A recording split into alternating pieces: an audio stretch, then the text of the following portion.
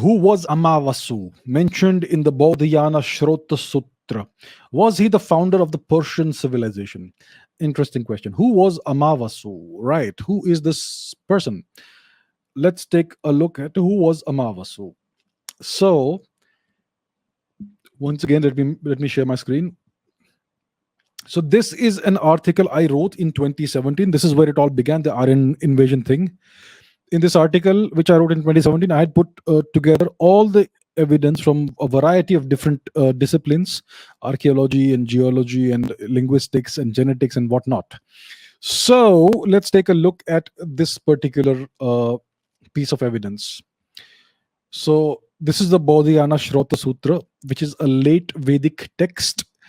So it records that it's a Sanskrit text, obviously, it's a Vedic text. It says that Amavasu migrated westward. His people are the Gandhari, the Parshu, and the Arata. Okay, that's what this text says. So this refers to a Vedic king called Amavasu, whose people are the Gandhari, which is clearly the people of Gandhar, Afghanistan. Then the Parshu, which is clearly the Persians, our Persian brethren and sisterin, and the Arata. So the Arata are tentatively identified as living in the vicinity of Mount Ararat in Anatolia and Armenia. So that's what it is. Now, the traditional Armenian name for Mount Ararat is Masis. It is named after the legendary Armenian king Amasya. This name Amasya is linguistically related to the name Amavasu of the Indian king recorded in the Bodhayana Shrota Sutra. Right? So that is who Amavasu is. That's what we know. That is the evidence that we have. That's the information that we have.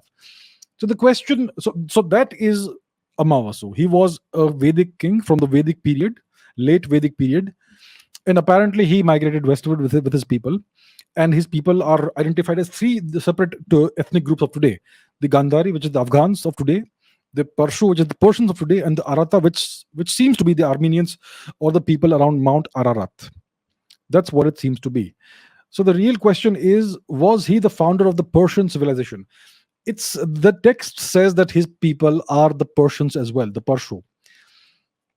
But I would not say that Amavasu is the founder of the Persian civilization, because the Persian civilization was founded by the Parshva clan, which was one of the clans that ended up on the losing side in the Battle of the Ten Kings, which happened possibly in a pre-Rigvedic era. Possibly. So that would certainly predate the time of the Bodhayana Shrota Sutra.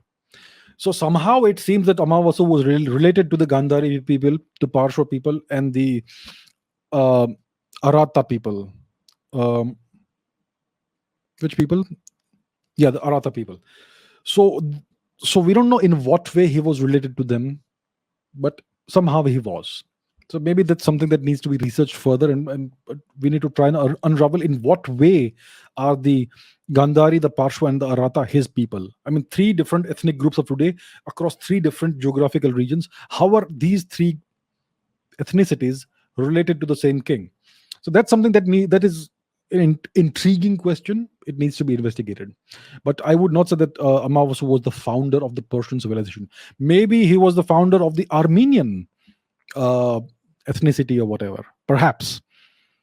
So that's something that needs to be investigated. So that's what we know for sure, and that actually raises more questions.